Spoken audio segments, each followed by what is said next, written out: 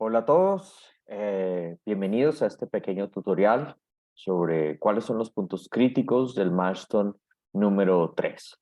Como ustedes bien saben, eh, los milestones son acumulativos, es decir, vamos a hacer un pequeño recorrido por el milestone número 1, 2 y 3 que deben estar incluidos en el milestone 3.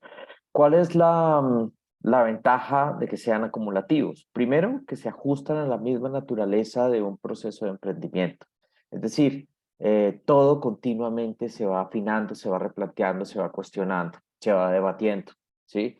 Entonces, por ese mismo motivo, pues es natural que incluso estando en el milestone 3 todavía sigamos refinando, sigamos haciendo ajustes a temas como el que vemos ahora, que es el problema, que lo vimos en el milestone número 1, pero es completamente normal, ¿vale? Entonces, otra de las grandes ventajas de que sean acumulativos es que los estudiantes tienen la gran oportunidad para hacer esos ajustes si no los habían hecho muy bien en el milestone número 1. Aquí, en el milestone número 3, tienen una tercera oportunidad para hacer los arreglos. E inclusive el milestone número 4 también la van a tener porque entenderán que el milestone número 4 va a incluir el 1, el 2 y el 3 también. Entonces, rápidamente, pues aquí lo que se recomienda, obviamente, es siempre hacer un barrido desde el inicio y no terminemos arrastrando errores desde el milestone 1 que se vayan a reflejar en el milestone número 4. Entonces, la invitación a todos los mentores de emprendimiento es a que todo el tiempo estén revisando todo esto. De hecho, en la rúbrica, pues así se muestra. Es decir, esta es la primera diapositiva de la rúbrica del milestone número 3 y como pueden ver aquí están dos apartados, el problema y cliente, ¿sí? Entonces vamos a seguir revisando cómo está el enunciado del problema, qué nivel de claridad tiene, qué tan conciso es, ¿sí? Cómo están las entrevistas. Recuerden, como lo hablamos en el milestone número 1 y 2, pues las entrevistas tienen que ser una constante durante todo el programa, ¿sí? No es una etapa que tiene un principio y un fin en el milestone número 1, porque primero están las entrevistas del problema, pero luego vienen las entrevistas de la solución, finalmente vienen las entrevistas de validación del MVP, ¿sí? Entonces, aquí continuamente se están revisando todas estas entrevistas. Cuando los estudiantes, por ejemplo, llegan a la propuesta de valor, se dan cuenta que sus entrevistas muchas veces no fueron tan completas para poder llenar la propuesta de valor de una sola vez. Entonces, ahí es donde ellos deben seguir haciendo entrevistas y poder identificar esa información faltante, porque los mismos Canvas logran llamarnos la atención, logran como hacernos una llamada y decirnos, hey, te está faltando esto y te está faltando lo otro, y te está faltando porque no hiciste las preguntas correctas que debías haber hecho durante las entrevistas. Pero no pasa nada, porque todo esto es un proceso de aprendizaje y aquí la mejor forma es que los estudiantes regresen a campo a seguir haciendo las entrevistas, a seguir identificando y seguir descubriendo. Aquí la gran importancia es que entiendan los estudiantes que las entrevistas de problema son solamente para identificar el problema. Las segundas entrevistas es para identificar cuál podría ser esa solución que el mismo mercado que está sufriendo los dolores y frustraciones podría llegar a sugerirle al emprendedor. Y la del MVP es también una validación, la validación del producto o servicio que está prearmado y ya se centra más en las características a mejorar de ese producto o servicio.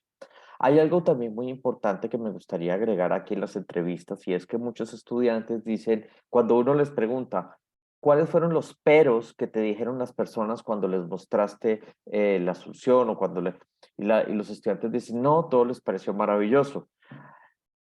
Tenemos que preocuparnos ahí, porque precisamente tenemos que inferir que no están haciendo las preguntas correctas y no están siendo capaces de identificar todos los peros que deben estar saliendo ahora.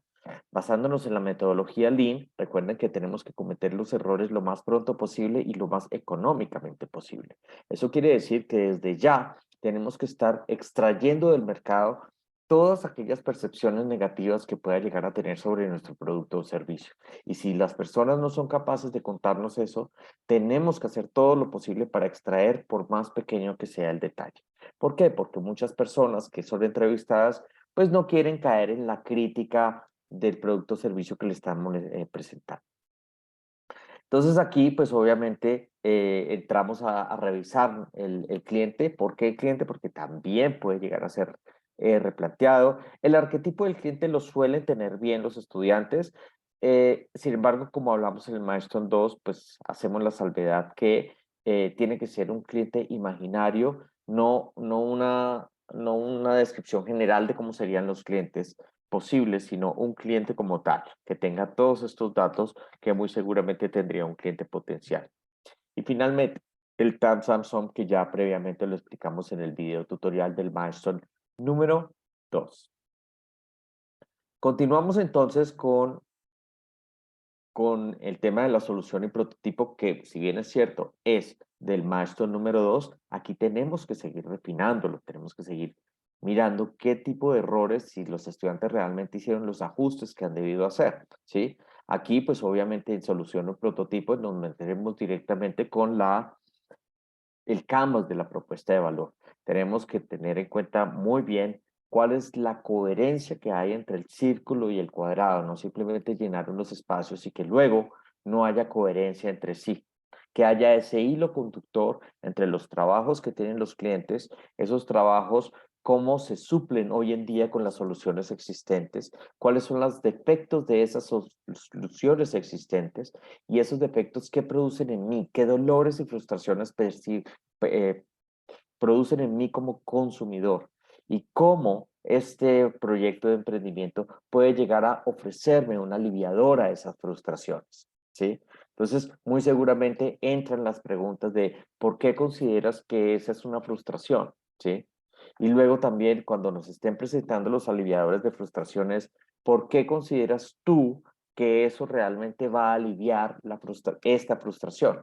Recuerden que si se detectan 3 frustraciones, lo mínimo que tenemos que esperar por parte de los participantes es un aliviador por cada frustración. Es decir, si tenemos 3 frustraciones, esperamos 3 aliviadores, uno por cada frustración, la cual debe estar muy bien argumentada. Entonces, lo que se recomienda es que los estudiantes lo pongan a manera de viñetas y no pongan un párrafo gigante, complicado y ambiguo, donde los evaluadores internacionales pues se les va a dificultar. Entonces, tratamos aquí de ver la ventaja competitiva también. Aquí los problemas que se suelen presentar en la ventaja competitiva es que no llenan todas las casillas, porque dicen es que no tenemos más competidores, solo tenemos 3, pero se están refiriendo a competidores directos y no entienden muy bien el concepto de competidores indirectos, son personas que si bien no hacen lo mismo, los clientes de hoy pueden ver a esos competidores como una posible solución. Entonces, la idea es que completen toda la tabla, ¿sí? Así de todos sea uno directo y el resto sean indirectos, ¿vale? Bien. Nos vamos entonces al Milestone 3 como tal, que el ingrediente principal es el que ustedes ya suponen que es el famoso Lean Canvas. Entonces aquí lo primero que se tiene que advertir es que tiene que ser el lienzo del Lean Canvas, no el Business Model Canvas, ¿sí? Entonces, pues como entenderán ustedes, pues tendremos que ver cada uno de los 9 cajones del Lean Canvas. Y no solo que estén llenos cada uno de los cajones, sino que también deben estar, debe haber coherencia entre los mismos. Entonces, el emprendimiento también puede explicar claro y persuasivamente cómo atraen, atienden y conservan a los clientes y si esto es viable como negocio. Entonces, a mí sí me gustaría compartir desde ya la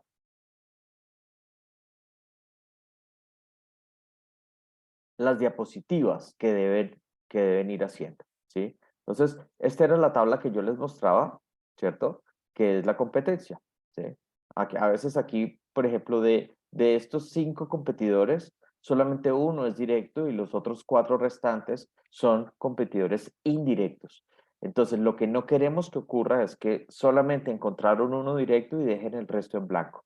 debemos siempre lograr que los estudiantes hagan el esfuerzo adicional de analizar qué otro tipo de competidores tengan, así sea de manera indirecta, ¿sí? Y aquí, por supuesto, el análisis de la competencia y sus respectivas conclusiones. Recuerden que esto es muy sencillo desde el punto de vista que solamente tienen que completar los espacios, no tienen que, que hacer absolutamente nada más. Y estos espacios solo se logran desde la investigación que hayan hecho previamente. Entonces nos vamos a la diapositiva 17, que entre otras cosas quiero hacer un pequeño paréntesis, y es que parte de las actividades de las sesiones de trabajo que ustedes hacen con sus estudiantes debería consistir en que los estudiantes traigan preelaborado este tipo de formatos para que durante la clase ustedes puedan revisarlos y no quede esto como un cúmulo gigante para entregar al final del curso, como si fuera una tesis de grado, ¿sí? Entonces, traten siempre que en cada clase, a medida que avanzan, vayan llenando estas diapositivas. Es decir, en las sesiones que ustedes tienen presupuestadas, dedicadas al link Canvas, pues que ellos traigan el link Canvas prehecho, ¿sí? Y durante la parte de la actividad, pues ustedes van acompañándolos para hacerles preguntas poderosas en cada uno de los cajones. Esas preguntas poderosas pueden ser las siguientes. Yo siempre me voy directamente con el problema, entonces yo les pregunto, bueno, ¿cuál es tu problema? ¿Sí? Y obviamente las soluciones disponibles. Cuando ellos tienen que tener muy claras las soluciones disponibles, ¿sí?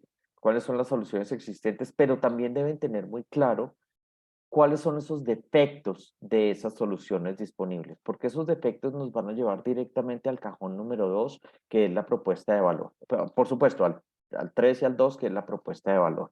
Porque la propuesta única, por eso se llama única, es porque va a estar apuntándole justo a los defectos que tienen las soluciones existentes. Y eso nos lleva, pues, un camino directo a la innovación, ¿vale? Entonces, uno de los grandes fallas que tienen los estudiantes es en el cajón de la famosa ventaja injusta, que es el cajón número 7. ¿Por qué se equivocan tanto los estudiantes ahí? Porque confunden ventaja con propuesta. Y lo que terminan contestando cuando uno les dice, cuéntame tu ventaja injusta, terminan hablando las ventajas de su producto o servicio, lo cual es totalmente erróneo. Ellos deben entender que la ventaja injusta es cómo le hago difícil la vida a cualquier persona que se le ocurra ponerme la competencia. Entonces, ¿cuál es la diferencia entre propuesta de valor y ventaja injusta? Que la propuesta de valor es cómo me enamoras a mí como cliente y en la ventaja injusta es cómo me desanimas a mí como un futuro competidor. Cuando partimos de esa base, la ventaja injusta es normal que se puedan ver frases como tenemos una patente, tenemos un diseño patentado, es decir, de qué forma se puedan blindar legalmente para que cualquier competidor, por más dinero y contactos que tenga, se le dificulte hacerlo. También es muy normal ver en el cajón de la ventaja injusta cierto tipo de alianzas y convenios con organizaciones gubernamentales, privadas, para que cualquier persona que quiera poner la competencia, pues también se le dificulte ese tema, se le dificulte poder a poner la competencia. Entonces, también incluye, por ejemplo, niveles de experticia muy específicos, muy elevados, ¿no? Entonces, por ejemplo, si yo voy a poner un restaurante francés y yo digo, mi ventaja injusta es que me voy a traer al chef de Francia. Entonces, a cualquiera que se le ocurra poner un restaurante francés dirá, bueno, para igualarlo, superarlo, me tocará hacer lo mismo, traer un chef de Francia, lo cual se hace un poquito más complicado. Entonces, por favor, que hagan énfasis en cómo desaniman a cualquier futuro posible presunto competidor. Por medio de patentes, por medio de diseños exclusivos, por medio de alianzas. Esa es la manera en que le hacemos difícil la vida al competidor.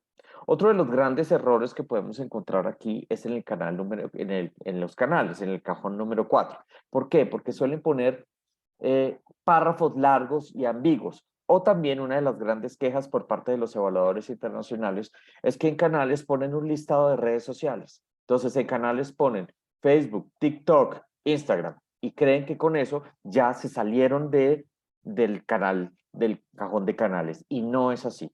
Los estudiantes tienen que tener muy claro que el cuadro de canales debe dividirse en tres segmentos distintos. El primer segmento es qué canal utilizo para comunicar, es decir, para que el mundo se entere que yo como emprendedor existo. ¿Qué canal o qué canales?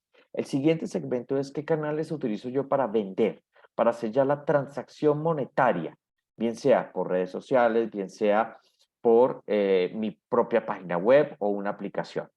Y el tercer y último canal es cómo lo distribuyo, cómo le entrego ese producto o servicio a el cliente que ya lo acaba de comprar, ¿vale? Entonces, de esta manera, obligamos a los participantes a que tengan mucho más claro qué canales van a utilizar y en qué momento los van a utilizar, ¿sí? En cuanto a, en cuanto a los fuentes de ingresos, pues también es muy importante que tengan claro esto, que son, pues, que tengan claro las unidades y eso va totalmente alineada con el canal, con el cajón número 6 que son las métricas clave, ¿no? En las métricas, por supuesto, pues vamos a estar muy pendientes de las unidades, todo lo que sea medible, ¿sí? Vamos a vender tiempo, vamos a vender unidades de qué, vamos a vender horas, vamos a vender minutos, vamos a vender productos terminados, vamos a vender descargas. ¿Por qué? Porque esto luego nos va a ayudar a establecer metas para llegar a un punto de equilibrio. Necesitamos un número de 25 unidades vendidas para poder lograr el punto de equilibrio. Necesitamos un número de tantas personas que ocupen el hotel por semana. Si lo hacemos menos, vamos a estar en problemas. De ahí en adelante es ganancia. Entonces, las métricas claves pues, nos van a ayudar muchísimo en eso. Quiero compartir nuevamente la rúbrica.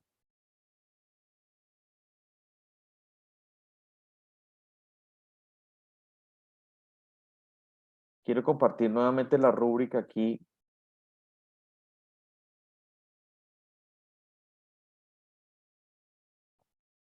La rúbrica entonces está también, perdón un segundo.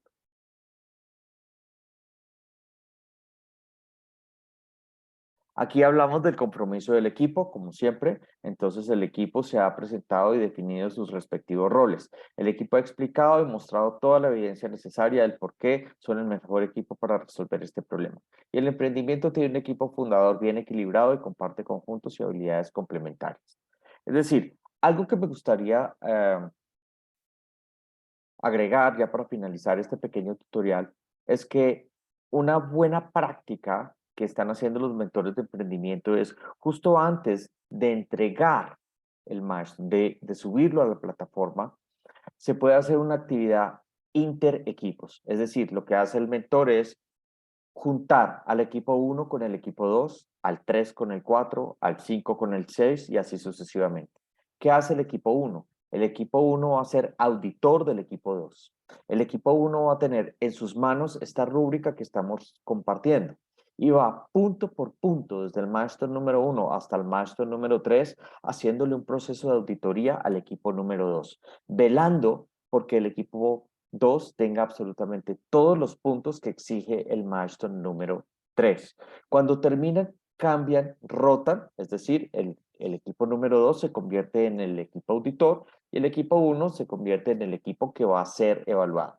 Esto tiene varias ventajas. Uno, porque está psicológicamente demostrado que es mucho más sencillo ver los problemas y los defectos en las otras personas que si lo hacemos entre nosotros. Es decir, el error sería poner a que cada equipo haga un ejercicio de autoexploración con la rúbrica, a ver qué problemas y qué puntos les toca hacer.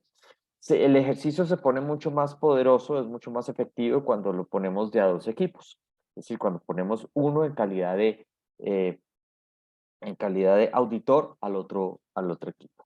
Y número dos, se convierte en una sesión interesante. ¿Por qué? Porque de manera simultánea empiezan a evaluarse los equipos entre sí y se sienten mucho más tranquilos. Esto se recomienda hacer más o menos unos 2 días antes de subirle el milestone a la plataforma para que tengan esos 2 días de gracia para terminar de hacer los ajustes que pudieron identificar. Bueno, mis estimados, hasta aquí llegamos con el milestone número 3. Espero que hayamos resuelto dudas, que les hayamos aclarado un poquito mejor cuál es en qué consiste el milestone 3, cuáles son los puntos críticos que tenemos que tener en cuenta y, por supuesto, nos vemos en una próxima oportunidad. Hasta luego.